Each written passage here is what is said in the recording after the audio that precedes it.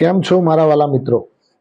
આજે 13/5/2024 અને વીકલી શરૂઆતનો દિવસ.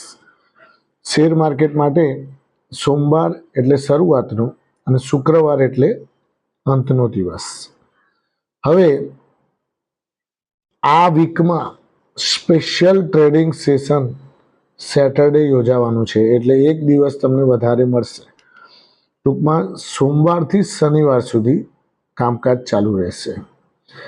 સેબીના જણાવ્યા અનુસાર શનિવારે સવારે 9 વાગ્યાથી 10 વાગ્યા સુધી અને 11:30 થી 12:30 સુધી, એમ 2.5 થી 3 કલાકનું આજે નોર્મલ ટ્રેડિંગ સેશન તમારું યોજાશે. એમાં બીએસસી અને એનએસસીમાં તમે નોર્મલી ટ્રેડિંગ કરી શકશો.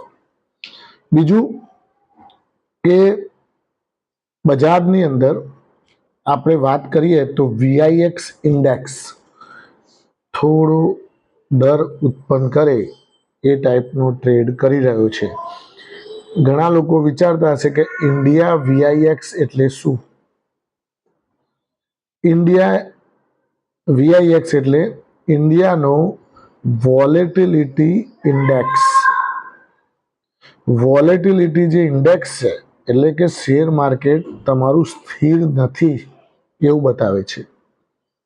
જેટલો વોલેટિલિટી ઇન્ડેક્સ નીચો આવે એટલે તમારું બજાર સ્થિર થયું કહેવાય.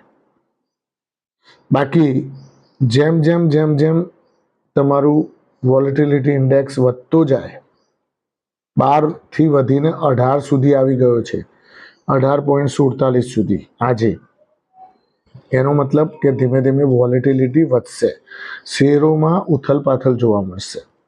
એટલે મિત્રો, આ ઇન્ડિયા વીઆઈએક્સ ઇન્ડેક્સ તમારી સમજણ ખાતર હું તમને સમજાવું છું કે થોડા કોશિયસ રહીને કામ કરજો. એકદમ તેજીના મૂડમાં પણ આવી ન જતા.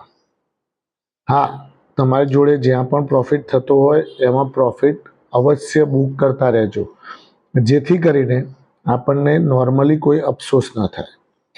બીજી વસ્તુ મિત્રો કે વીઆઈએક્સ ઇન્ડેક્સમાં આપણે વાત કરીએ તો 2014નું જ્યારે ઇલેક્શન હતું, આ લગભગ ઇલેક્શન ટાઈમે વીઆઈએક્સ ઇન્ડેક્સ બહુ ઉથલપાથલ થતો હોય છે, કારણ કે અનસર્ટેનિટી જોવા મળતી હોય છે. અનસર્ટેનિટી મીન્સ કે તમારે કઈ સરકાર બનશે, કઈ સરકાર નવી આવશે, કેવા કામ કરશે, બેંકો માટે સારા, રિયલ એસ્ટેટ માટે સારા, સ્ટીલ સેક્ટર માટે સારા, આવા બધા તજુર્બા અને આવા બધા આપણે એના વિચારો કરતા હોઈએ છીએ.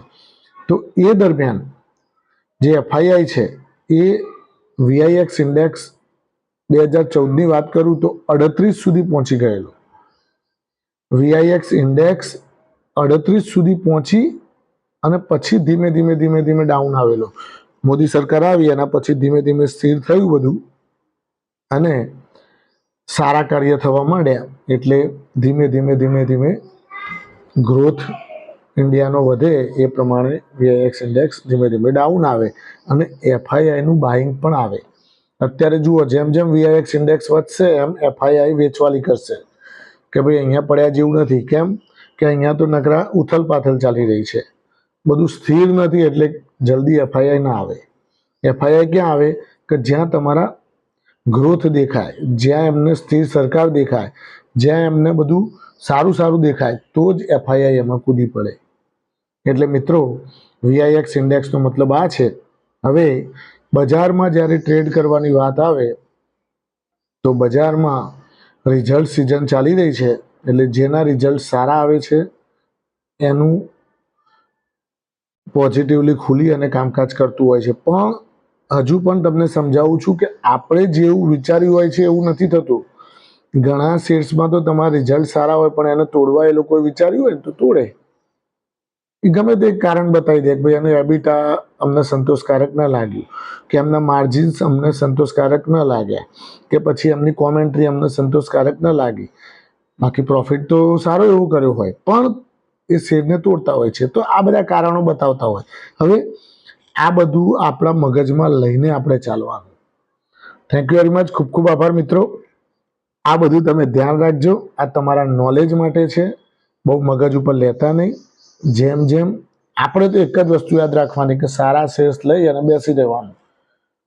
આ બધું તો તમને નોલેજ માટે કહું છું. બાકી તમે સારા શેર્સ લઈને મૂકેલા હશે ને, પેટનું પાણી પણ હલાવવાનું નહીં, શાંતિથી બેસી રહો, બધું સરસ થવાનું છે. ખૂબ ખૂબ આભાર. Thank you very much. આજનો દિવસ તમારા માટે શુભ રહે, પ્રોફિટેબલ રહે એવી મારી શુભકામનાઓ. Thank you.